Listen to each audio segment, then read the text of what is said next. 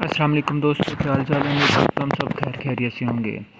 دنیا بھر میں بہت سے جوڑے طبی وجوہات کی بنا پر بچے پیدا کرنے کی خواہش میں ٹیکنالوجی کا سہارا لیتے ہیں۔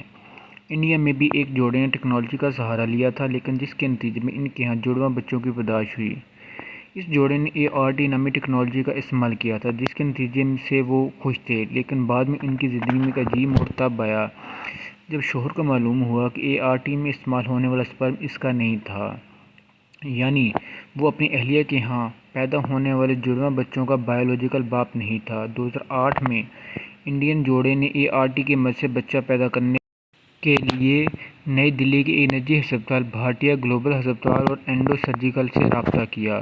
اس جوڑے، جنہیں عام طور پر بچہ پیدا کرنے میں مشکلات کا سامنا کرنا پڑتا تھا، وہ اس ٹیکنالوجی کی مدد لیتے ہیں۔ اس جوڑے نے بھی اسسٹڈ ریپروڈکٹیو ٹیکنالوجی کے ذریعے بچے پیدا کرنے کا فیصلہ کیا تھا۔ اس حوالے سے صارفین نے تنازعات حل کرنے کے لیے بنائی گئی کمیشن کے فیصلے کا تذکرہ محکمہ صارفین کی امور حکومت ہند کی ویب سائٹ پر شائع کیا، جس سے پتہ چلا کہ 2008 میں یہ خاتون اس ٹیکنالوجی کے ذریعے حاملہ ہوئی اور سال 2009 میں انہوں نے جڑواں بچوں کو جنم دیا، لیکن بعد ازاں پیدا ہونے والے ایک بچہ جس کا بلڈ ٹیسٹ کروایا گیا تو سامنے آنے والے نتائج نے والدین کو شک میں مبتلا کر دیا۔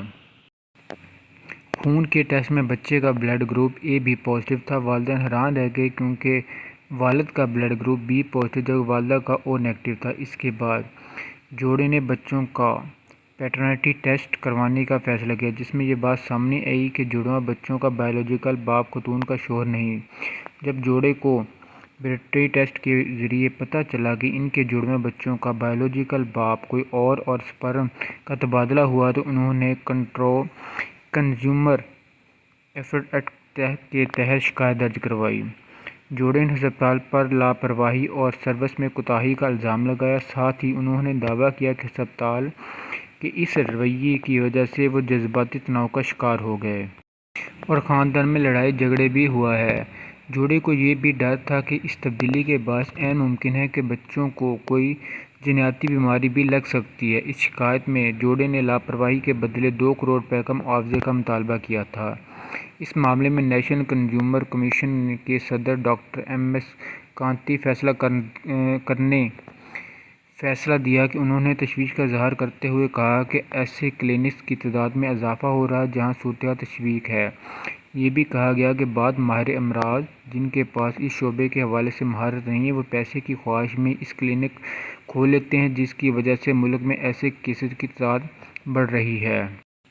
جو لوگ بچے پیدا نہیں کر پاتے وہ جذباتی اور مالی طور پر پریشانی کا شکار ہوتے ہیں اور اگر غلط علاج کیا جائے تو اس سے ان کی مشکلات میں مزید اضافہ ہو جاتا ہے۔ NCDRC نے اس کیس کا فیصلہ گزشتہ ماہ کے آخری ہفتے میں سناتے ہوئے کہا کہ یہ کیس براہ راست ہسپتال کے خلاف ہے۔ اس معاملے میں فیصلہ دیتے ہوئے کمیشن نے ہسپتال کو مجموعی طور پر 1.5 کروڑ روپے ہرجانے اور جرمانے کی مد میں ادا کرنے کو کہا۔ اس حوالے سے BBC کی جانب سے رابطہ کرنے پر ہسپتال کی جانب سے کہا گیا کہ یہ معاملہ ابھی بھی عدالت میں ہے، وہ اس بات پر بات کرنا پسند نہیں کرتے۔ کمیشن کے مطابق اس معاملے میں ملوث 2 ڈاکٹروں کو 10-10 لاکھ روپے جرمانہ ادا کرنا ہوگا، جبکہ ہسپتال انتظامیہ کو کنزیومر لیگر ایڈ اکاؤنٹ میں 20 لاکھ روپے جمع کرانے کا بھی کہا گیا۔ کمیشن نے اقرار دیا ہے کہ دونوں بچوں کے نام پر نیشنل بینک میں لگ بھگ 1.25 کروڑ کی رقم جمع کرائی جائے گی۔ یہ رقم دونوں بچوں کے نام پر رکھی جائے گی۔ والدین بچوں کی دیکھ بھال کے لیے بینک میں جمع کرائی گئی رقم پر سود لے سکتے ہیں۔ BBC کے رابطہ کرنے پر ڈاکٹر نینا پٹیل کہتی ہیں کہ ایسے کیسز کا امکان بہت کم ہوتا ہے۔ پچھلے 30 سالوں سے ڈاکٹر نینا پٹیل گجرات کے آئندہ شہر میں سروگی سینٹر چلا رہی ہیں۔ ان کے مطابق ہر بار نمونے لینے سے پہلے اور ہسپتال میں جمع کرانے تک شفافیت اور جانچ پڑتال کا مؤثر نظام موجود ہے۔ ہم 2 گواہ رکھتے ہیں، لیکن ایسا ہوتا ہے کہ لوگ اپنے گھر سے نمونے لے کر آتے ہیں۔ اس لیے ہم ایسے معاملات میں چوکنا رہتے ہیں تاکہ کوئی غلطی نہ ہو۔ ریکارڈ میں یہ معلومات واضح طور پر درج ہوتی ہے کہ نمونہ گھر سے لایا گیا ہے۔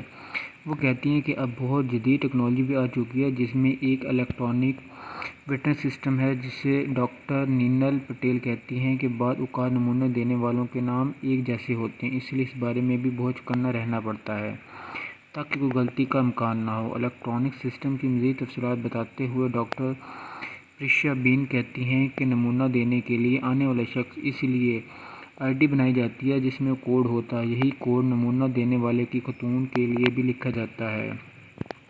ڈاکٹر ہرشانا بین ایمبریو اور اس کی نشوونما کے وقفہ شعبہ میں ایمبریولوجسٹ ہیں۔